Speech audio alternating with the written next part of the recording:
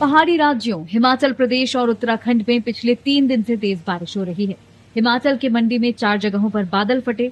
कुकलाह में पुल के साथ कई गाड़ियां बाढ़ में बह गईं। तस्वीरों में बारिश से मची तबाही का मंजर देखिए।